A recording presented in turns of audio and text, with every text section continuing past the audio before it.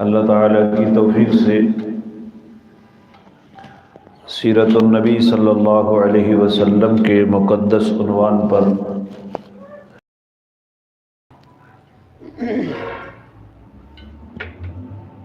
ہمارے خطبات جمعہ کی تعداد 103 ہو جائے گی۔ اللہ کریم صحیح بیان کرنے کی توفیق عطا فرمائے اور فریقین کو اس کے مقتضا پر 100% عمل پیرا ہونے کی توفیق عطا فرمائے۔ غزوہ احد کے متعلق بہت سارے جمعہ سے یہ بات چل رہی ہے۔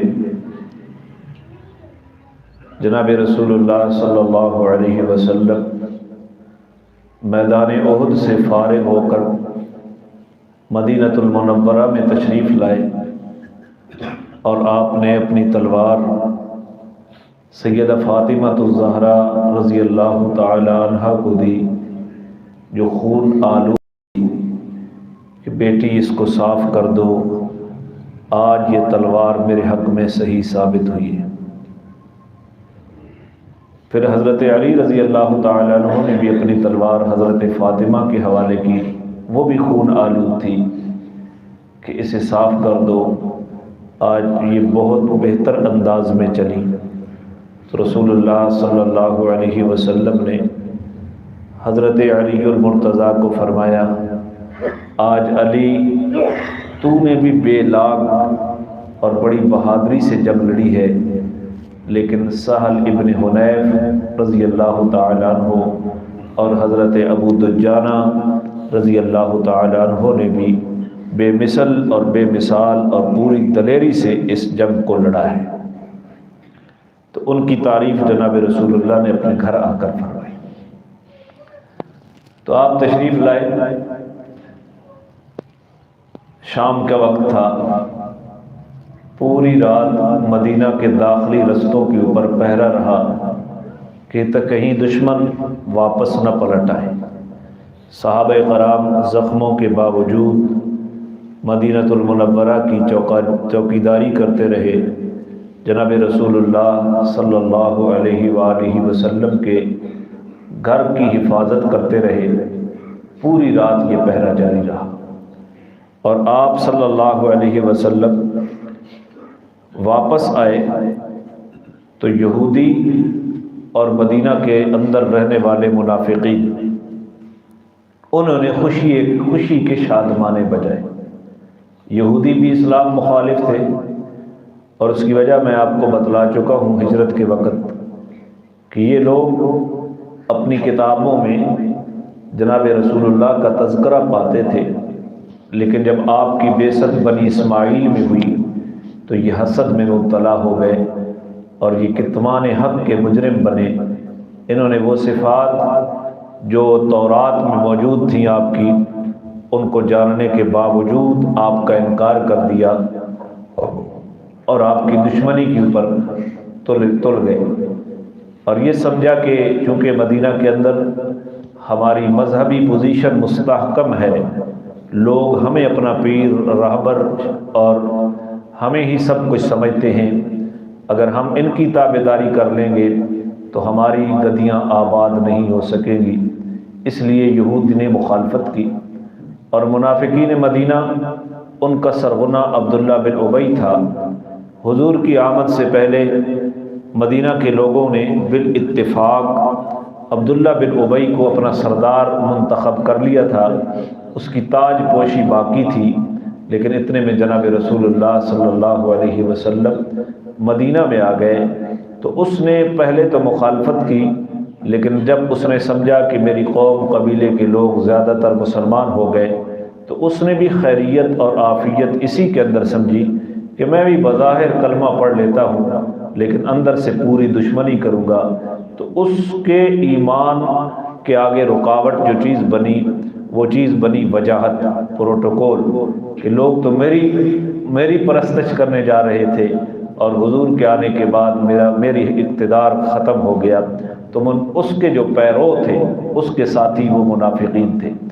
تو آپ جب واپس تشریف لائے، اب ظاہر ہے 70 صحابہ شہید ہو گئے اور بہت سارے لوگ زخمی ہو گئے، تو ان حالات میں منافقین مدینہ اور یہود مدینہ نے طعن و تشنیع کا ایک بازار گرم کر دیا۔ حضور کو کہتے کہ اگر آپ نبی ہیں تو نبی اور شکست یہ کیسے ہو سکتی؟ کہتے یہ نبی نہیں ہے، یہ وجاہت پسند ہے معاذ اللہ، یہ اپنے اقتدار کا پجاری ہے، اقتدار چاہتا ہے، اس لیے اتنے ساتھی مروا دیے۔ آج بھی علماء کو لوگ کہتے ہیں یہ اسلام نہیں چاہتے، اسلام آباد چاہتے۔ یہی بات آج کا لبرل طبقہ کہہ رہا ہے، اور اس زمانے کا منافق جناب رسول اللہ کے بارے میں اور یہودی حضور کے بارے میں یہی کہتے تھے کہ یہ اپنے وجاہت کے لیے اس نے کتنے لوگوں کو مروا دیا، اور اپنے اقتدار کے لیے یہ سارا کام کیا ہے۔ اگر یہ نبی ہوتا تو نبی کو شکست ہو سکتی ہے، اور صحابہ کرام کو یوں کہتے کہ اگر تم ہمارے ساتھ بیٹھ جاتے، لڑائی میں نہ لڑتے تو تمہیں زخم نہ پہنچتے، تمہارے عزیز و اقارب شہید نہ ہوتے، یہ ہماری بات نہ ماننے کا نتیجہ ہے جس کی وجہ سے تمہیں اتنی تکلیف اٹھانی پڑی۔ تو حضرت عمر رضی اللہ تعالیٰ عنہ نے جب یہ باتیں سنی تو تیش میں آ گئے، طبیعت میں جلال تھا۔ یا رسول اللہ اب تو غم ان کے منہ سے ظاہر ہو گیا ہے، مجھے اجازت دے میں ان کی گردنیں اڑاتا ہوں۔ رسول اللہ صلی اللہ علیہ وسلم نے فرمایا کہ انہوں نے کلمہ تو پڑھا ہے، اور حضرت عمر نے عرض کی یا رسول اللہ ہاں پڑھا ہے، لیکن تلوار کے خوف سے انہوں نے پڑھا ہے کہ اگر ہم کلمہ نہیں پڑھتے تو پھر ہماری ویلیو باقی نہیں رہے گی، تو اس وجہ سے تو نبی پاک نے فرمایا عمر جو بھی کلمہ پڑھتا ہے اندر کا حال اللہ کو معلوم ہے، مجھے حکم دیا گیا ہے کہ اس کو قتل نہیں کرنا۔ تو حضرت عمر رضی اللہ تعالیٰ عنہ کو جناب رسول اللہ صلی اللہ علیہ وسلم نے یوں تسلی دی۔ اور ادھر عبداللہ بن ابی کا جو بیٹا تھا اس کا نام بھی عبداللہ تھا، وہ نبی پاک کا مخلص صحابی تھا، کئی مرتبہ اس کا تذکرہ پہلے بھی آیا۔ وہ اس غزوہ احد میں جناب رسول اللہ کے ساتھ تھا، اسے کئی زخم آئے۔ عبداللہ بن ابی اپنے بیٹے کو کہتا ہے کہ میں نے تجھے جو کہا ہے کہ تو نہ جا، کیوں گیا تو نے اپنے آپ کو مروایا ہے، اپنے آپ کو مصیبت میں ڈالا ہے اور تمہیں شکست پہنچی ہے۔ اس قسم کی باتیں ڈانٹ ڈپٹ جب کی تو بیٹے نے اپنے والد کو جواب دیا اللہ اپنے رسول کے حق میں جو بھی کرتا ہے وہ خیر ہی کرتا ہے۔ تو کتنا مضبوط ایمان تھا۔ تو یہ ہر زمانے میں ایسے حالات پیش آتے رہے، یہ آج نہیں ہے، ہمیں نظر آتے ہیں۔ آل حق کے پاس جب کوئی بیٹھتا ہے تو لوگ اس کو طعن و تشنیع کرتے ہیں، لوگ اس کے گھر تک پہنچ جاتے ہیں، لوگ اس کے الٹے سیدھے نام رکھ دیتے ہیں۔ لیکن آل حق کا وتیرہ کیا ہونا چاہیے؟ جب ان کو حق سمجھ آ گئی ہے تو اس کے بعد کسی قسم کی لیت و لال اور پس و پیش اس کی کوئی گنجائش باقی نہیں ہے۔ نظریات کو چھپایا نہیں جاتا، اعتقادات کو چھپایا نہیں جاتا، بلکہ ان کے آگے تبلیغ کی جاتی ہے، ان کا اظہار کیا جاتا ہے۔ تو جناب رسول اللہ صلی اللہ علیہ وسلم نے رات اس حالت میں گزاری کہ آپ صلی اللہ علیہ وسلم پوری رات سوچتے رہے کہ کہیں ایسا نہ ہو کہ دشمن 70 آدمی ہمارے شہید ہو گئے ہیں اور وہ ہمارا قلعہ کما تو نہیں کر سکے، ہمارے ستیہ ناس تو نہیں کر سکے، کہیں دشمن کو یہ خیال نہ آ جائے رستے میں کہ واپس پلٹنا چاہیے اور مسلمانوں کے خلاف اثر نو جنگ کر کے مدینہ کے اندر داخل ہو کر ان کے اوپر حملہ آور ہونا چاہیے۔ آپ صلی اللہ علیہ وسلم ساری رات اس کے اوپر غور کرتے رہے۔ صبح کی نماز کے بعد جناب رسول اللہ صلی اللہ علیہ وسلم نے دوسرے دن پھر حکم دے دیا کہ اٹھو، اپنے ہتھیار لو اور دشمن کے تعاقب میں، دشمن کے پیچھا کرنے میں میرے ساتھ چلو۔ کب؟ جنگ کے دوسرے دن۔ اب پوزیشن کیا ہے جب آپ حکم دے رہے ہیں؟ اور پھر اس حکم میں آپ نے یہ فرمایا کہ میرے ساتھ صرف وہ آ سکتا ہے جو جنگ احد میں شریک تھا، جو جنگ احد میں شریک نہیں تھا وہ نہیں آ سکتا۔ دیکھو نا، ہمیں تو بندے چاہیے ہوتے ہیں جہاں سے ملیں۔ حضور نے فرمایا احد والے آ سکتے ہیں۔ عبداللہ بن ابی نے اجازت مانگی کہ میں بھی آنا چاہتا ہوں، حضور صلی اللہ علیہ وسلم نے فرمایا نہیں، کوئی اجازت نہیں۔ حضرت جابر رضی اللہ تعالیٰ عنہ نے اجازت مانگی، یا رسول اللہ میں اس وجہ سے نہیں آ سکا کہ میری 7 بہنیں تھیں، چھوٹی ہیں مجھ سے، اور میرے والد غزوہ احد میں آپ کے ساتھ شریک تھے، میرے والد گھر چھوڑ کے گئے تھے بہنوں کی خبرگیری کے لیے، میں اس لیے نہیں آ سکا، اور میرے والد غزوہ احد میں شہید ہو گئے، تو میرا یہ عذر تھا، آپ مجھے اجازت دے دیں۔ تو فقط حضرت جابر رضی اللہ عنہ کو رسول اللہ نے اجازت دی، حضرت جابر کے علاوہ کسی بندے کو اجازت نہیں تھی۔ یاد رہ جائیں گی یہ باتیں، حضرت جابر بن عبداللہ بن عمر بن حرام رضی اللہ تعالیٰ عنہ۔ تو اب کون لوگ ہیں جن کو کہا جا رہا ہے کہ نکلو دشمن کے تعاقب میں؟ کسی کے جسم کے اوپر 9 زخم ہیں، کسی کے جسم کے اوپر 10 زخم ہیں، کسی کے جسم کے اوپر 12-18 زخم ہیں، زخموں سے چلنی ہے، نکلو۔ حضرت طلحہ کو حضور فرماتے ہیں طلحہ تیرے ہتھیار کہاں ہیں؟ یا رسول اللہ قریب ہے، لو۔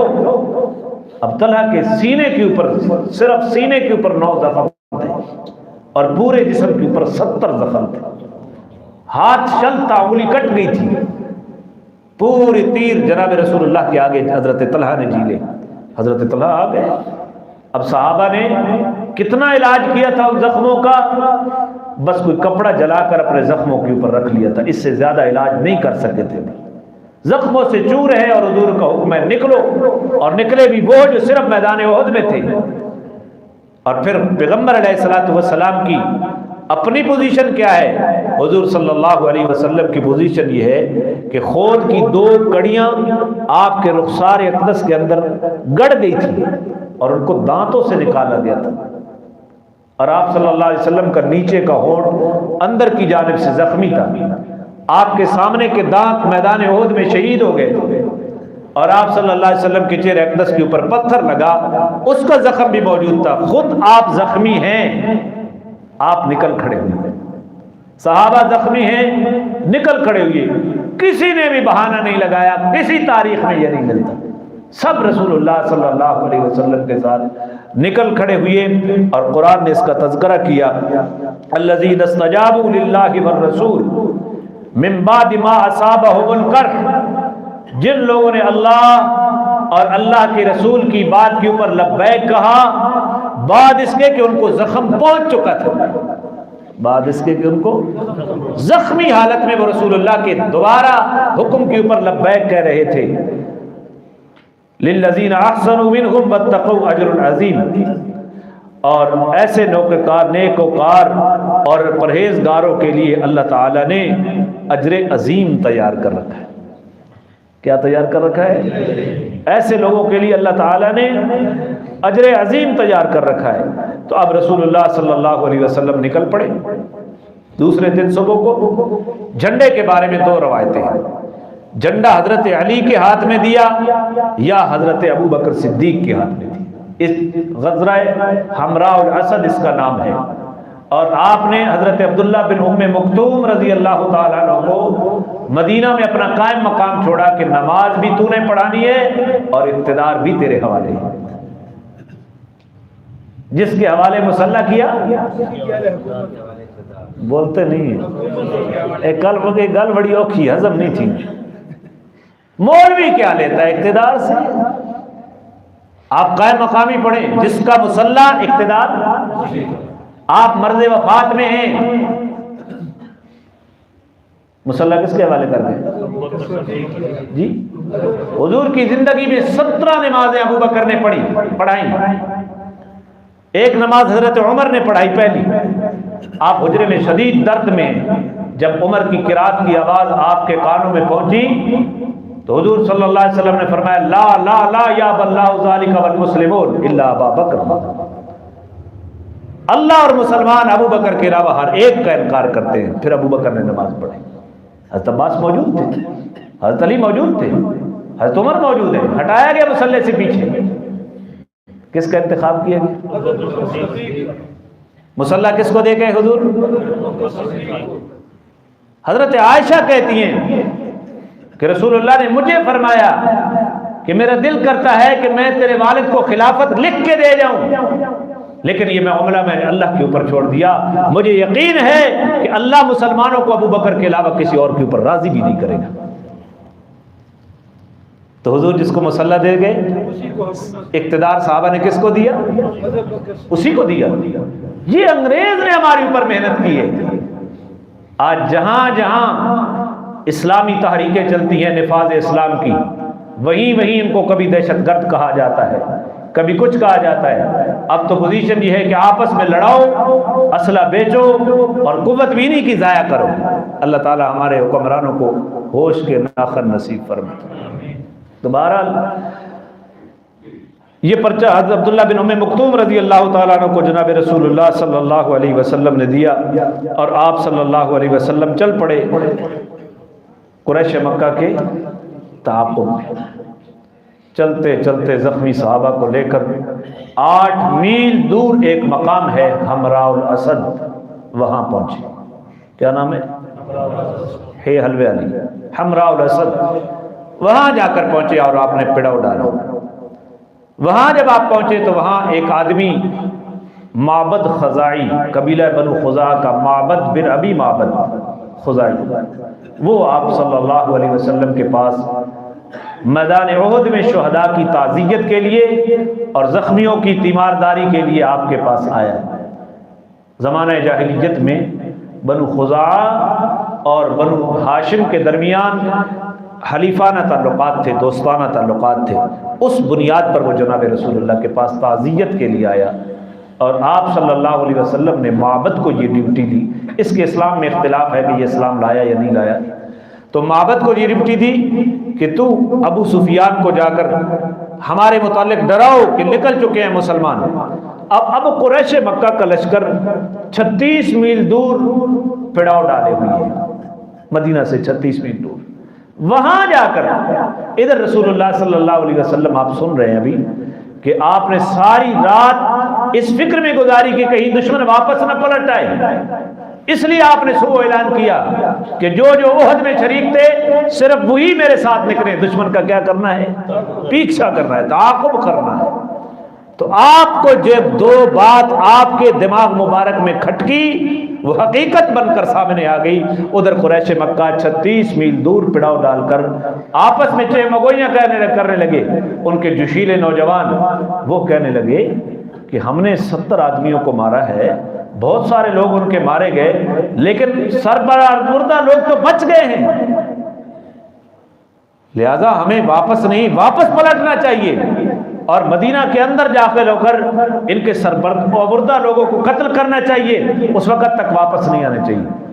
تو ان کی ایک کمانڈر صفوان ابن امیہ، وہ سمجھدار آدمی تھا، زیرک تھا، حوصلے والا تھا۔ اس نے کہا تمہاری بات ٹھیک نہیں ہے، تم شکر کرو کہ تم خیر خیریت سے وہاں واپس آ گئے۔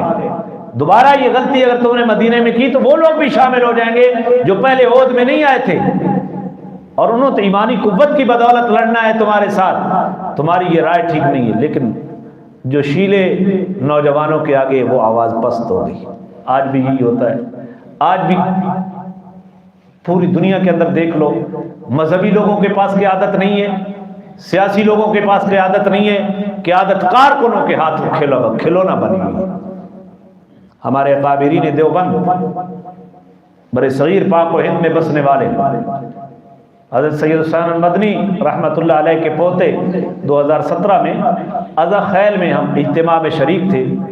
50 لاکھ افراد کا مجمع کم و بیش تھا، اور حضرت فرما رہے ہیں دیوبندیوں تم مردہ پرست ہو، مردہ پرستی چھوڑ دو، مرنے کے بعد تم قدر کرتے ہو کہ فلاں بڑا قیمتی آدمی تھا اور اس کو ولی اللہ بناتے ہو، زندگی میں قدر کرو، ان کی صلاحیتوں سے فائدہ اٹھا لو۔ تو یہ جملہ انہوں نے بولا کہ مولانا فضل الرحمان کی صورت میں پاکستان کے دیوبندیوں، اللہ نے جو قیادت تمہیں دی ہے دنیا میں کسی مذہبی قوت کے پاس ایسی قیادت نہیں ہے، لہذا آج قدر کر لو۔ مولانا کے علاوہ جتنی قیادتیں ہیں ہماری مذہبی، وہ کارکنوں کے آگے خیال کھلو نہ بڑی۔ کارکن قیادت کو ادھر موڑتے ہیں تو قیادت بھی ادھر نمبر کی طرف مڑ جاتی ہے، کارکن ادھر موڑتے ہیں تو قیادت کا فقدان ہے، قحط الرجال ہے۔ تو صفوان ابن امیہ نے تو یہ بات کی کہ یہ غلط پالیسی ہے تمہاری، لیکن جو شیلے کود گئے انہوں نے کہا نہیں، واپس ہم پلٹنا چاہیے، ہمیں لڑنا چاہیے۔ ٹھیک ہے بھائی، تمہاری مان لیتے۔ ابھی یہ باتیں ہو رہی تھیں اور فیصلہ ہو گیا کہ واپس پلٹنا چاہیے، یہ معبد خزائی یہ وہاں پہنچ گیا۔ ابو سفیان بھی نہیں چاہتا تھا کہ واپس جائیں، جو ہو گیا وہ ہو گیا، یہی بہت ہے، ہماری دھاک بیٹھ گئی ہے۔ تو معبد پیچھے کا کیا حال ہے ابو سفیان پوچھتا ہے، تو معبد نے بتایا کہ محمد رسول اللہ لشکر لے کر، بہت بڑا لشکر لے کر تمہارے تعاقب میں نکل چکے ہیں۔ تو ابو سفیان نے بتایا ہم تو فیصلہ کر چکے ہیں دوبارہ پلٹ کر حملہ کرنے کا۔ تو پھر معبد نے کہا یہ اعصابی جنگ ہوتی ہے نا، ہمارے قائد محترم فرماتے ہیں کہ جنگ اعصاب کی ہوتی ہے، اعصاب تکڑے ہوں جنگ جیت جایا کرتے ہیں، اعصاب کمزور ہو جائیں تو کوئی چیز فائدہ نہیں ہوتی۔ اعصاب کی جنگ، اعصاب مضبوط ہونے چاہیے، حوصلے مضبوط ہونے چاہیے۔ تو اس نے کہا معبد نے کہ ایسا لشکر اور ان کی آنکھوں میں جو غم و غصہ میں نے دیکھا ہے تمہارے تصور میں نہیں ہے، اور شاید ابھی اگلے لمحے ان کے گھوڑوں کی پیشانیاں تمہیں نظر آنے لگی۔ تو سارے کفار یہ بات سن کر سراسیمہ ہو گئے۔ یہ جو جوشیلے ہوتے ہیں نا، کہ جوش بوتل دا ڈھکڑ کھولو نا، یہ اسی طرح ہوتے ہیں، لیکن جب سچ دیکھتے ہیں تو یہ سب سے پہلے بھاگتے ہیں۔ قیادت کا امتحان ہوتا ہے اپنے کارکنوں کو بچانا، اپنے ورکروں کو بچانا۔ یہ نہیں ہے کہ ورکر جوشیلا ہے تو قیادت بھی ان کے جوشیلے پن کے پیچھے ان کے پیچھے لگے اور اپنے ورکر کو مروا دے۔ ورکر ہی نہیں رہے گا، قیادت خاک رہے گی، مشن بھی تباہ ہو جائے گا۔ تو پھر انہوں نے پروگرام بنایا، ٹھیک ہے ہم مدینہ نہیں جاتے، واپس کہاں جاتے ہیں؟ مکہ۔ تو یہ ایک طریقہ ہوتا ہے، یہ جو جنگیں لگتی ہیں تو ہر ملک اپنے میڈیا کے اوپر اپنی بہادری کے قصے گنوا رہا ہوتا ہے، دوسرا ملک اپنی بہادری کے۔ اگر وہ صحیح بات کریں تو ملک کے اندر بزدلی پھیلتی ہے، اضطراب پھیلتا ہے، اس لیے وہ پروپیگنڈے کا استعمال کرتے ہیں، اپنے ان چیزوں کو استعمال کرتے ہیں۔ تو پھر وہاں سے ایک وفد آ رہا تھا مدینے کی جانب، قبیلہ عبد القیس کا۔ ابو سفیان نے ان کو کہا کہ ایک پیغام میں تمہیں محمد تک پہنچانے کے لیے اگر کہوں تو تم پہنچا دو گے، اور اس کے عوض جب تم مکہ میں آؤ گے اوقاز کے بازار میں تمہیں کشمش کی ایک یہ اونٹنی، اس اونٹنی کا وزن دوں گا تمہیں۔ کیا پیغام ہے؟ تم نے جا کر پیغام دینا ہے محمد کو کہ ہم کفار قریش مکہ بہت بڑے لشکر کے ساتھ دوبارہ پلٹ کر تمہارے اوپر حملہ کرنے والے ہیں۔ یہ پیغام دیا اور خود مکہ میں بھاگ گئے۔ پیغام اس رستے میں اس وفد کو دے رہے ہیں۔ یہ وفد جناب رسول اللہ کے پاس پہنچا۔ اٹھاؤ سیرت کی کتابیں، اٹھاؤ تاریخ کی کتابیں، آپ کو وہ صحابہ کے تاریخی جملے ملیں گے۔ یا تو بک بک ہوتی ہے کہ وہ بک گئے تھے، انہوں نے دین چھوڑ دیا تھا، وہ فلاں کر گئے تھے، یہ دین پہنچا کس طرح ہم تک؟ تو صحابہ کرام کے پاس جب وفد بنی عبد القیس حمراء الاسد میں پہنچا اور انہیں بتایا کہ ابو سفیان بہت بڑا لشکر لے کر واپس تمہاری طرف پلٹ رہا ہے، لہذا تمہیں ڈرنا چاہیے اس لشکر سے، تو تمام صحابہ نے بیک زبان ہو کر کہا حسبنا اللہ و نعم الوکیل، کوئی پرواہ نہیں ہے، ہمیں اللہ کافی ہے، بہترین کارساز ہے، اس قوم کو کیسے شکست دی جا سکتی؟ تو یہاں آپ صلی اللہ علیہ وسلم 3 دن تک ٹھہرے رہے۔ پہلے زمانے کی جنگوں کے فاتح ہونے کی علامت یہ ہوتی تھی کہ میدان جنگ کے اندر فاتح لشکر 3 دن تک ٹھہرتا ہے، اور آپ صلی اللہ علیہ وسلم نے مقام حمراء الاسد پر ایک اور حکمت عملی، جنگی حکمت عملی، کہ آپ نے کہا کہ 500 جگہ کے اوپر، اونچی جگہوں کے اوپر آگ جلانی ہے 3 راتیں مسلسل۔ بندے بے شک تھوڑے، 500 چوکیاں آگ جلانی ہے تاکہ دشمن دور سے اس آگ کو دیکھ کر اس لشکر کی اہمیت کا اندازہ لگائے کہ بہت بڑا لشکر ہے۔ ویسے بھی ایک روایت میں آتا ہے الحرب خداعۃ، جنگ دھوکے کا نام ہے، جنگ طریقے سے جیتا جاتا ہے، جنگ ایک فن ہے مستقل، تو رسول اللہ صلی اللہ علیہ وسلم نے 3 راتیں یہ آگ جلوائی، دشمن کی ہمت نہیں ہو سکی اتنی بڑی آگ دیکھ کر کہ اتنا بڑا لشکر مسلمانوں کا اور زخموں کے باوجود ہمارے تعاقب کے لیے آ رہے ہیں، تو وہ ٹک نہ سکے اور چلتے ہوئے مکہ پہنچ گئے۔ تو یہاں 3 دن ٹھہرنے کے بعد ایک بندہ ابو عزہ جمحی، یہ شاعر تھا، یہ یہاں سویا اور اس کو جاگ نہیں آئی تھی، یہ وہاں پکڑا گیا۔ وہاں یہ کون ہے؟ جب پکڑا گیا اس کو حضور کے پاس سے حضور کے قریب لایا گیا اور آپ کے صلی اللہ علیہ وسلم کے پاس لایا گیا۔ اس نے معافی مانگی، اپنی بچیوں کا حوالہ دیا، میری بچی چھوٹی چھوٹی ہیں، میں غریب آدمی ہوں۔ حضور صلی اللہ علیہ وسلم نے فرمایا کہ اب تجھے نہیں اجازت دی جائے گی کہ تو دوبارہ مکے میں جا کر اپنے چہرے کے اوپر ہاتھ پھیرے، یوں وہ چھٹی سے نکلے، چہرے کے اوپر ہاتھ پھیرے کہ میں دوبارہ دھوکہ دے کے آ گیا ہوں۔ اب ایسا نہیں ہو سکتا۔ لا يلدغ المؤمن من جوہر واحد مرتين، مومن ایک سوراخ سے 2 مرتبہ نہیں ڈسا جاتا۔ اب میں بات سمجھاؤں گا تو یہ بدر میں قید ہوا تھا، اس نے کہا میرے پاس فدیہ نہیں ہے اپنی قید سے آزادی کا، میری بچیاں چھوٹی ہیں، میرے اوپر احسان کر دو۔ حضور صلی اللہ علیہ وسلم نے اس سے وعدہ لیا، ٹھیک ہے ہم تجھ سے فدیہ بھی نہیں لیتے، تجھے چھوڑ دیتے ہیں، لیکن آئندہ تو اسلام کے خلاف اپنی زبان کو استعمال نہیں کرے گا اور دشمنان اسلام کے ساتھ ہو کر تو نہیں آئے گا۔ یہ شاعر تھا صفوان ابن امیہ نے جب جنگ احد کے لیے اس نے وعدہ کر دیا حضور کے ساتھ، حضور نے اس کو اجازت دے دی۔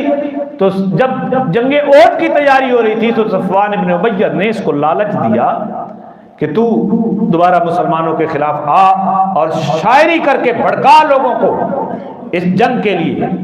اس نے کہا میرا وعدہ ہے محمد کے ساتھ، لہذا میں نہیں آتا۔ جب اس نے لالچ دیا تو لالچ میں آ کر اس نے شعر و شاعری کے ذریعے لوگوں کو بھڑکانا شروع کیا اور بہت بڑی کوشش کی اس نے لوگوں کو اکٹھا کرنے میں۔ شعراء بھڑکاتے ہیں نا تو سکت نہیں سنے، اس شاعران دے اندر کوئی ویکھا نہیں بھائی کوئی شاعر شہید تھی گئے ہوئے، اے گوئیوں بھی پولیس پہ آئے تو پہلے ہی نہیں ملنے۔ یہ شاعر وَالشُّعَرَاءُ يَتَّبِعُهُمُ الْغَاوُونَ 19واں پارہ ہے، قرآن کہتا ہے شعراء کے پیچھے چلنے والے گمراہ لوگ ہوا کرتے ہیں۔ کسی تو دشمنی بنی، دوستی بنی تو اس کی تعریفیں کرتے کرتے اس کو آسمان پہ لے گئے، ذرا سی رنجش پیدا ہوئی تو پھر عشی اشعار میں آسمان سے اس کو تختہ سرا پہ پھینک دیا۔ ابھی ہمارے یہ جو نوجوان نسل ہیں مچھوٹ، یہ وہ ایک شاعر ہے میں نام نہیں لیتا، وہ دلیری کے کچھ اشعار ان کو سناتا ہے، جب اس کے ساتھ بنی تو اس دن پتہ چلے گا بس دلیری کیا ہے۔ یہ تو گمراہ کرتے ہیں، یہ گمراہانہ شاعری ہے، لوگوں کے جذبات سے کھیلنا، لوگوں کو ایسی باتیں ایسے اشعار کے ذریعے ان کے جذبات سے کھیل کر ان کو دشمن کے خلاف برانگیختہ کرنا، یہ گمراہی پر مشتمل شاعری ہے۔ ایسے شعراء کی بات سننا، قرآن ایسے لوگوں کے بارے میں کہتا ہے وَالشُّعَرَاءُ يَتَّبِعُهُمُ الْغَاوُونَ، شعراء کے پیچھے چلنے والے غابون گمراہ لوگ ہوا کرتے ہیں۔ تھوڑا کے پروگرام وہ بھی اچھی شاعری، علامہ اقبال کی شاعری پڑھو تمہارا عقیدہ بھی درست ہوگا، عمل بھی درست ہوگا۔ حضرت سلطان باہو رحمہ اللہ کی شاعری پڑھو، عقیدہ بھی درست ہوگا، عمل بھی درست ہوگا۔ جن کے مشاعرے تم کروا رہے ہو یہ عشق مجازی کے مریض ہیں۔ ہاں عشق، لفظ عشق یہ عشقہ سے نکلا ہے، عشقہ، عشقہ کہتے ہیں عکاس بیل کو، دھاری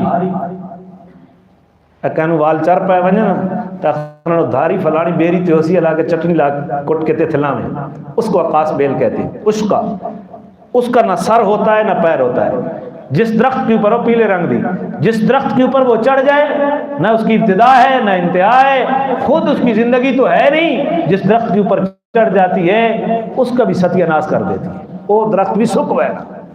اسی سے عشق نکلا ہے۔ یہ عشق جس کے اوپر سوار ہو جائے، عاشق صاحب کی اپنی عزت تو ہوتی ہی نہیں ہے، معشوق کی عزت کو برباد کر دیتے ہیں۔ یہ وہ عشق، عاشق مزاج مجاز کے مجازی کے لوگ پھر یہ شعر و شاعری کا او جنی والے مہنے دیونے تانے دیونے شاعروں میں، یہ شاعری ہے؟ یہ تو تمہاری کمینگی ہے، اس طرح کے اشعار تم کہہ کر لوگوں کو جذبات سے کھیل رہے ہو، لوگوں کو غلط ڈور کے اوپر چلا رہے ہو۔ اللہ تعالی ہمیں سمجھنے کی توفیق عطا فرمائے۔ مت جایا کرو ایسے لوگوں کے مشاعرے میں، پیسے ضائع کرنا پر بہرحال اصل جیسی کمائی ہوتی ہے اللہ لگواتا بھی نہیں ہے۔ کمائی حرام کی ہے اللہ گویوں کے اوپر لگوائے گا، کمائی حرام کی ہے عشق مجازی کے دعوے دلدادوں کے اوپر اللہ تعالیٰ پھینکنے کی توفیق، پر کمائی حلال کی ہوگی اللہ مسجد میں لگوائے گا، کمائی حلال کی ہوگی اللہ علماء حفاظ ان کی خدمت میں لگائے گا، غریبوں کی خدمت میں لگا دے گا۔ اللہ ہمیں سمجھنے کی توفیق عطا۔ تو یہ شاعر تھا، اس نے شاعری کے ذریعے لوگوں کو بھڑکایا، میدان احد میں لے آیا۔ بدر میں وعدہ کر کے گیا تھا، اب پھر پکڑا گیا تو یہ کہتا ہے کہ مجھے ایک دفعہ پھر چھوڑ دو، میری بچیوں کا واسطہ ہے چھوڑ۔ حضور نے فرمایا نہیں، اب نہیں چھوٹے گا کہ تو مکہ جا کر اپنی داڑھی کے اوپر ہاتھ پھیرے اور تو کہے میں پھر دھوکہ دے کر آ گیا ہوں۔ اس موقع پر میرے نبی نے فرمایا لا یلدغ المؤمن من جور واحد مرتين، مومن آدمی ایک سوراخ سے 2 مرتبہ نہیں ڈسا جاتا۔ جب تو ایک باری سٹ لگی وا تو سٹ نہیں لگانی چاہیے۔ ایک دفعہ تو نے دھوکہ دیا ہے، اب تیرے دھوکے میں نہیں آئیں گے۔ بھروسہ ایک مرتبہ ختم ہو جائے تو دوسری مرتبہ بھروسہ نہیں کیا جاتا، دوسری مرتبہ بھروسہ کرنے والا احمق ہی ہوتا ہے۔ تو نام رسول اللہ صلی اللہ علیہ وسلم نے صحابہ کو حکم دیا کہ اس کو قتل کر دو۔ ایک اور آدمی بھی تھا، وہ مدینہ کے اندر حضور کی اجازت سے حضرت عثمان کی پناہ لے کر 3 دن کی اجازت حضور نے دی، واپس آئے تو پھر بھی جاسوسی کے لیے ہے، آپ واپس آئے تو نبی پاک صلی اللہ علیہ وسلم نے اس کو بھی قتل کروا دیا۔ ریاست کے اصول ہوتے ہیں، ریاست کے اصول جناب رسول اللہ سے سیکھو۔ ابو بکر صدیق کی خلافت کو دیکھو، حضرت عمر کی خلافت کو دیکھو، حضرت عثمان کی خلافت کو دیکھو، جناب علی المرتضیٰ کی خلافت کو دیکھو، اور وہاں جو مسلمانوں کی آپس میں لڑائی ہوئی ان احکامات کو پڑھو۔ حضرت امیر معاویہ کی خلافت کو دیکھو، جناب حسن کے طرز عمل کو دیکھو، پھر پتہ چلے گا۔ لیکن آج ہم انگریز کے غلام ہیں، جو گند ان کا تھا وہ ہمیں دے گئے ہیں، اور انہوں نے خلفائے راشدین کی سیرت کو اپنے ملکوں میں اپنا لیا ہے، ہمیں گند دے کے گئے۔ تو رسول اللہ صلی اللہ علیہ وسلم 3 دن مقام حمراء الاسد تک ٹھہرے، اور آپ صلی اللہ علیہ وسلم اس کے بعد واپس آئے، 3 دن کے بعد واپس آئے۔ تو یہ حمراء الاسد تھا، کیا ہے اس غزوے کا نام؟ جی حمراء الاسد۔ ایک بات رہ گئی ہے مجھ سے، 2 انصاری صحابی ہیں، دونوں بھائی ہیں، عبداللہ بن سہیل، رافع بن سہیل رضی اللہ تعالی عنہما۔ جب حضور نے فرمایا کہ دشمن کے تعاقب میں نکلنا ہے، دوسرے دن ہی زخمی سے چور ہیں، اور میرے ساتھ احد کے شرکاء کے علاوہ کوئی بھی نہ آئے۔ کس کو اجازت ملی تھی؟ صرف بولیں جنہوں نے سنا ہے، اور حضرت صرف حضرت جابر کو اجازت ملی جو احد میں نہیں شریک تھے، باقی کسی کو بھی نہیں ملی۔ تو یہ عبداللہ بن سہیل، رافع بن سہیل دونوں زخموں سے چور ہیں۔ عبداللہ کہتا ہے میں اپنے بھائی کو کہا اب حضور نے حکم دے دیا نکلو، زخموں کی پوزیشن یہ ہے کہ نکل نہیں سکتے، لیکن اللہ کے نبی کا حکم ہے اور ہم نبی کے ساتھ نہ جائیں، ایک دوسرے کو بھائی۔ تو میں نے اپنے بھائی کو کہا جاتے ہیں، جہاں تک تو چل سکے چل لینا، میرے زخم کم ہیں تیرے زخم زیادہ ہے، میں تجھے اپنے کندھوں پہ اٹھا کر حضور کے حکم کی تعمیل کرواؤں گا۔ عبداللہ بن سہیل بھی چل پڑے، رافع بن سہیل بھی چل پڑے۔ سیرت صحابہ کے تذکرے کے بغیر مکمل نہیں ہوتی۔ مسئلہ یہ ہے نہ ہم نے صحابہ کو پڑھا ہے، چند اختلافی چیزوں کو عنوان بنا کر رافضیت نے ہمارے ذمے تھوپ دیا ہے، اور ہمارا نوجوان گمراہ ہو رہا ہے۔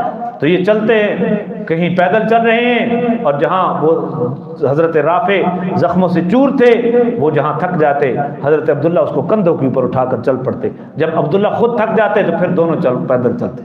یہ لیٹ پہنچے عشاء کے وقت پڑاؤ میں حمراء الاسد۔ حضرت عباد ابن بشر رضی اللہ تعالیٰ عنہ کا پہرا تھا، انہوں نے دیکھا کہ سارا لشکر آ گیا، یہ کیوں لیٹ آئے؟ دونوں کو پکڑ کر حضور کے پاس لے گئے۔ حضور صلی اللہ علیہ وسلم نے فرمایا بھائی جب حکم دیا تھا کہ نکلو تو تم اس وقت کیوں نہیں نکلے؟ انہوں نے اپنا عذر بتایا، یا رسول اللہ ہم اسی وقت نکلے ہیں، لیکن زخموں کی ہمارے پاس سواری بھی نہیں تھی، پیدل آنا تھا، کوئی سواری نہیں تھی، اب میرے زخم کم ہیں، بھائی کے زیادہ تھے، جہاں یہ تھک جاتا میں اس کو کندھوں کے اوپر اٹھا لیتا، جہاں میں تھک جاتا کندھوں سے اتار کر دونوں پیدل چلتے۔ یا رسول اللہ اس وجہ سے دیر ہو گئی، تو اللہ کے نبی نے ان کے حق میں دعائے خیر فرمائی۔ جی ہماری کیا پوزیشن ہے؟ ہمارا تو لگا کچھ نہیں ہے نا دین کے اوپر۔ ابھی ہماری پوزیشن تو یہ ہے جیسے امام کے پیچھے نماز پڑھتے ہیں اسی کو گالیاں دیتے ہیں،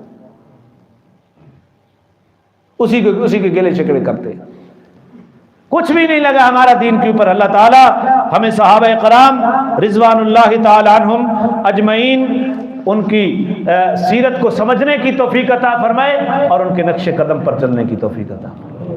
اب ایک تجزیہ بیان کرنا ہے، توجہ ہے آپ کی؟ اس کے بعد بات ختم کرتا ہوں۔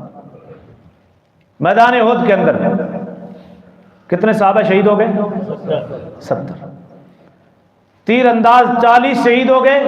رسول اللہ نے ان کو حکم دیا تھا کہ یوں اس درے کو نہیں چھوڑنا، لیکن خطا ہو گئی، درہ چھوڑ بیٹھے، 40 آدمی شہید ہو گئے۔ حضور صلی اللہ علیہ وسلم خود زخمی ہو گئے۔ آیا یہ جنگ فتح تھی یا شکست؟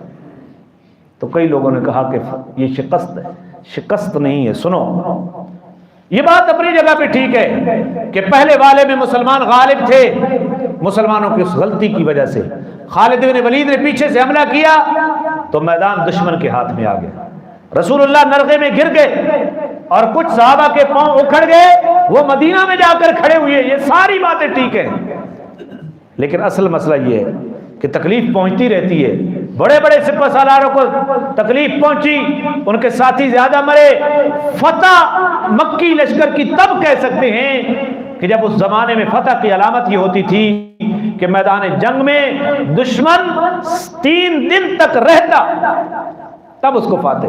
لیکن اتنی سخت جنگ کے باوجود دشمن ٹھہر نہیں سکا، ایک رات بھی نہیں ٹھہر سکا۔ مسلمان ان کے بعد احد سے نکلے، دشمن پہلے نکلا تھا، لہذا اس کو شکست نہیں کہہ سکتے اور ان کی فتح نہیں کہہ سکتے۔ دوسری بات یہ ہے کہ رسول اللہ نرغے میں آ گئے تھے، آپ کے ساتھ 9-10 صحابہ رہ گئے تھے، ہر طرف سے کفار مکہ کا لشکر تھا، ہزاروں کی تعداد میں لشکر ہے، لیکن اس نرغے کے اندر وہ رسول اللہ کا خاتمہ نہیں کر سکے۔ وہ آپ کے ساتھ 9-10 ساتھیوں کا خاتمہ نہیں کر سکے۔ ان 9-10 آدمیوں نے اتنی زبردست لڑائی لڑی کہ انہوں نے 3000 کے لشکر کے نرغے کو توڑ کر رسول اللہ کو بچا دیا۔ نہیں فتح کہہ سکتے ان کے، اور رسول اللہ کی شکست نہیں کہہ سکتے اس کو۔ اور پھر پوری جنگ میں بے شک کتنا بڑا نقصان ہوا، مسلمانوں کا جو قد تھا اس قد کے اوپر کفار کا قبضہ نہیں ہو سکا تھا، باوجود کہ مسلمان مدینہ میں چلے گئے تھے جن کے پاؤں اکھڑے، باوجود کہ 70 بندے شہید ہو گئے، لیکن قد کے اوپر قبضہ نہیں ہو سکا۔ اس لیے اس غزوہ احد کو مسلمانوں کی شکست نہیں کہہ سکتے۔ چوتھی وجہ شکست نہ کہنے کی وہ یہ ہے کہ ایک بندہ بھی مسلمانوں کا وہ قید نہیں کر سکے، وہ قید 3000 تھے، وہ یہ 750 تھے، 750 میں سے کچھ کے پاؤں کھڑ گئے اور مدینہ میں چلے گئے، تو ان کو پکڑنا کون سا مشکل تھا۔ اور میدان بدر میں وہ 313 تھے، ادھر 1000 تھے، 70 انہوں نے مارے تھے اور 70 قید کیے تھے، 70 ایک بندہ بھی مسلمانوں کا قید نہیں کر سکے۔ اور 5ویں وجہ کہ یہ شکست نہیں تھی، اس کی 5ویں وجہ یہ ہے کہ مال غنیمت میں ایک سکہ، ایک درہم بھی کافر نہ لے کر جا سکے اس جنگ میں۔ اس کو فتح کس طرح کہہ سکتے ہیں، اس کو شکست کس طرح کہہ سکتے ہیں؟ بلکہ قرآن کریم کی وہ آیت شاید جس نے آ گئی ہے میرے سامنے، جس نے تبصرہ کیا ہے اس کے اوپر، زیادہ سے زیادہ جنگ احد کو کہہ سکتے ہیں کہ برابر سرابر ہوئی۔ کیا ہوئی؟ قرآن نے اس کے اوپر تذکرہ کیا، وَلَا تَهِنُوا فِي ابْتِغَاءِ الْقَوْمِ، تمہیں دشمن قوم کی تلاش میں، ان کے تعاقب میں سستی نہیں کرنی چاہیے، ڈھیلے نہ پڑو۔ إِن تَكُونُوا تَعْلَمُونَ فَإِنَّهُمْ يَعْلَمُونَ كَمَا تَعْلَمُونَ، اگر تمہیں درد پہنچا ہے تو انہیں بھی اسی طرح درد پہنچا ہے جس طرح تمہیں درد پہنچا ہے۔ وَتَرْجُونَ مِنَ اللَّهِ مَا لَا يَرْجُونَ، وہ تو اللہ سے کسی چیز کی امیدوار نہیں ہے اور تم اللہ کے آگے امیدوار ہو، لہذا تمہیں تعاقب میں سست نہیں رہنا چاہیے۔ تو قرآن یہ تبصرہ کر کے بتا رہا ہے کہ زخم صرف مسلمانوں کو نہیں پہنچا تھا بلکہ زخم کافروں کو بھی پہنچا تھا۔ تو اس جنگ کو فتح کفار کی ہرگز نہیں کہہ سکتے۔ علامہ ابن قیم رحمہ اللہ کی ایک بات میں پڑھ کے سنا دیتا ہوں، اس کے بعد ختم کرتا ہوں۔ علامہ ابن قیم بہت بڑے عالم گزرے ہیں، علامہ ابن تیمیہ کے شاگرد ہیں، غالباً شافعی المسلک ہیں۔ وہ یہ کہتے ہیں بھائی غزوہ احد میں 70 بندے مارے گئے،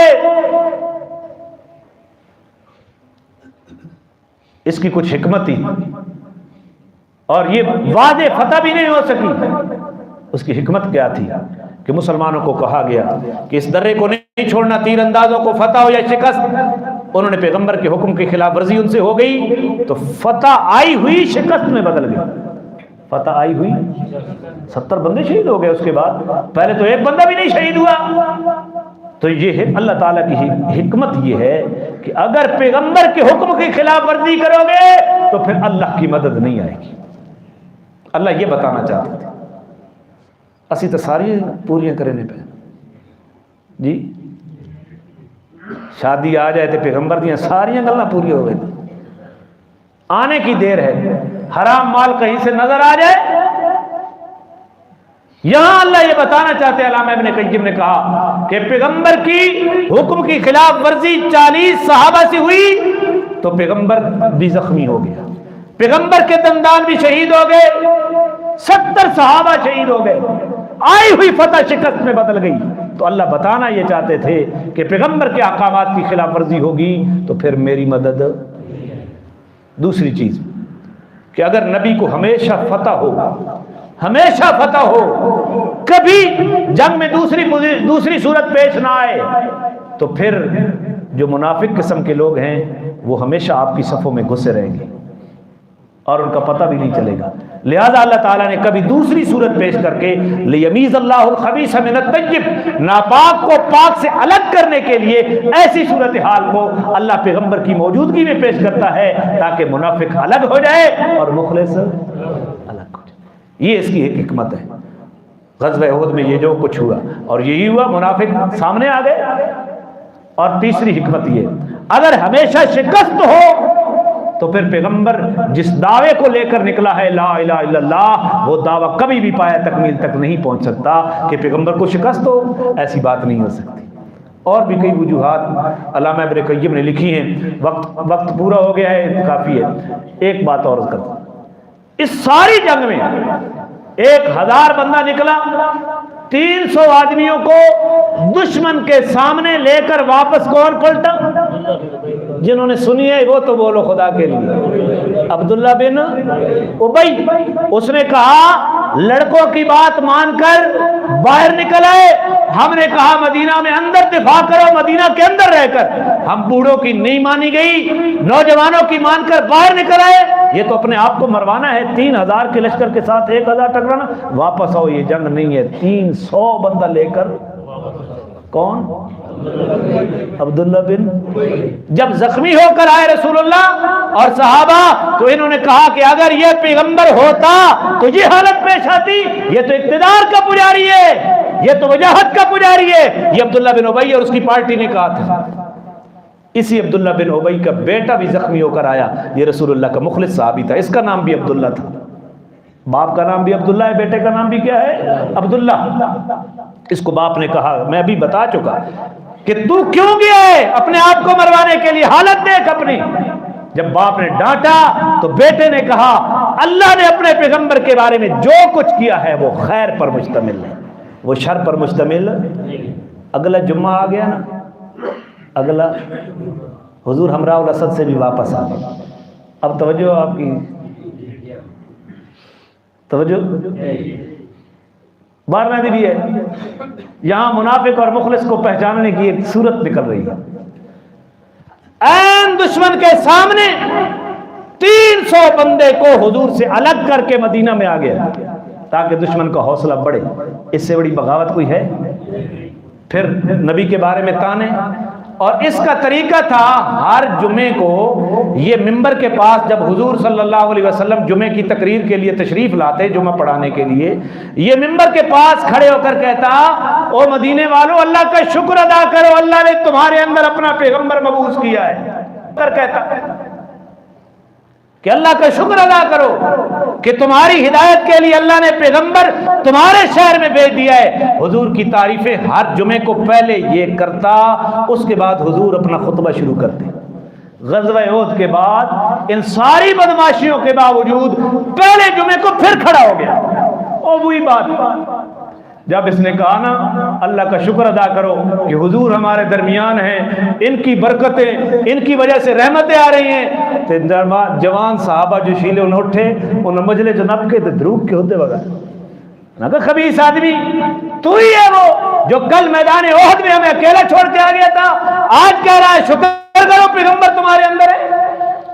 تو یہ گردنیں پھلانگتے ہوئے واپس چلا، واپس نکل گیا۔ اس نے کہا اب ہمارے لیے تو کوئی گنجائش باقی نہیں رہی۔ یاد رکھو منافق ہمیشہ تنظیموں کے اندر اپنا پروٹوکول چاہتا ہے، وہ کبھی بھی اسلام کا پروٹوکول نہیں چاہے گا۔ وہ ہر وقت کہتا ہے مجھے اگنور کیا گیا، مجھے اگنور کیا گیا۔ مخلص آدمی کہتا ہے کہ ہمیں بندوں کی پرواہ نہیں ہے، جس کو ہم نے دکھانا ہے وہ دیکھ رہا ہے۔ مخلص آدمی کبھی بھی اجتماعیت کو نہیں توڑتا، منافق آدمی توڑتا ہے۔ اور منافق کی یہ خصلت ہے جب وہ سامنے آتا ہے تو وہ تعریف کے پل باندھتا ہے۔ یہاں امتحان ہوتا ہے اتقوا فراست المؤمن فإنه ينظر من نور اللہ، مومن کی فراست سے بچو اس لیے کہ وہ اللہ کے نور سے دیکھ رہا ہوتا ہے۔ پھر اس کو کچھ اس کے قبیلے کے جو مسلمان مخلص صحابہ تھے اس کے گھر چلے گئے، بھئی تو آ جا نبی پاک سے اپنی غلطی کی معافی مانگ لے، اللہ کے نبی تجھ سے استغفار، تیرے لیے استغفار کریں گے، خود بھی معاف کر دیں گے، اللہ بھی معاف کر دے گا۔ اس گھر کے آقا اس آقا میں کو کوئی لوڑ نہیں، میں کو کوئی لوڑ نہیں، یہ وہ جملے اس نے کہا ہے۔ اور پھر یہی تھا میرے پیغمبر کی شفقت دیکھو، میرے پیغمبر کی مہربانی دیکھو۔ جب یہ فوت ہوا نا حضور صلی اللہ علیہ وسلم نے اپنا کرتا دیا تھا اسے کہ یہ پہنا دو، اس کے کفن کے اوپر میرا کرتا پہنا دو۔ حضور نے جنازہ پڑھانے کے لیے تیاری کی، میت سامنے ہے، حضرت عمر نے آ کر عرض کی یا رسول اللہ یہ تو منافق ہے، آپ اس کا جنازہ پڑھا رہے ہیں۔ نبی پاک نے فرمایا ہو سکتا ہے میرے جنازے کی وجہ سے اللہ اس کی بخشش کر دے، اللہ نے منع کر دیا۔ تو نبی پاک نے فرمایا میں 70 مرتبہ بخشش کر لوں گا۔ اللہ نے فرمایا میرا پیغمبر ایسے لوگوں کے لیے 70 مرتبہ بھی تو مغفرت کی دعا کر، میں نے ایسے لوگوں کو بخشنا نہیں ہے، ایسے لوگوں کو بخشنا۔ پیغمبر نے جنازہ پڑھایا، اللہ نے واضح حکم اتار دیا کہ میرا پیغمبر 70 مرتبہ بھی ان کا جنازہ پڑھا تو میں ان کی بخشش کے لیے تیار۔ نبی کا کرتوں سے کام دے سکا؟ نبی کا جنازہ سے کام دے سکا؟ کیوں؟ جی منافق تھا۔ ہمیں خیال کرنا چاہیے کہ ہم کس مسجد میں نماز پڑھتے ہیں، ہمارا امام کون ہے، ہمارا پیر کون ہے، ہمارا مسلک کون ہے۔ اور اندر منافقت ہو تو مسلک نہیں بچائے گا، امام نہیں بچائے گا، پیر نہیں بچائے گا، فرقہ نہیں بچائے گا، ایمان اور عقیدہ ہی بچائے گا۔ منافق کا جنازہ پیغمبر بھی پڑھے تو اللہ بخشنے کے لیے تیار ہے۔ ان المنافقین فی الدرک الاسفل من النار، منافق جہنم کی سب سے نچلی تہہ کے اندر ہوگا، کافر بھی اس سے اوپر ہوگا، منافق سب سے۔ اس نے اندر رہ کر پیٹھ میں چھری گھونپی تھی، لہذا دشمن جو ہوتا ہے وہ واضح ہوتا ہے، لیکن منافق جو ہوتا ہے وہ واضح نہیں ہوتا، وہ اندر رہ کر تمہاری اجتماعیت کو بکھیر دیتا ہے۔ اللہ تعالی ہمیں ان چیزوں کو سمجھنے کی توفیق دے۔ اس غزوے کے اوپر اللہ تعالیٰ نے سورہ آل عمران کی 60 آیات اتار کر تبصرہ کیا ہے۔ میں کوشش کروں گا انشاءاللہ اگلے جمعے کو وہ آیات آپ کو سناؤں، چلو درس قرآن ہی ہو جائے گا کہ اللہ تعالیٰ نے اس غزوے کے اوپر کس طرح تبصرہ کیا ہے۔ اللہ عمل کی توفیق عطا فرمائے۔ انشاءاللہ کل پچھلے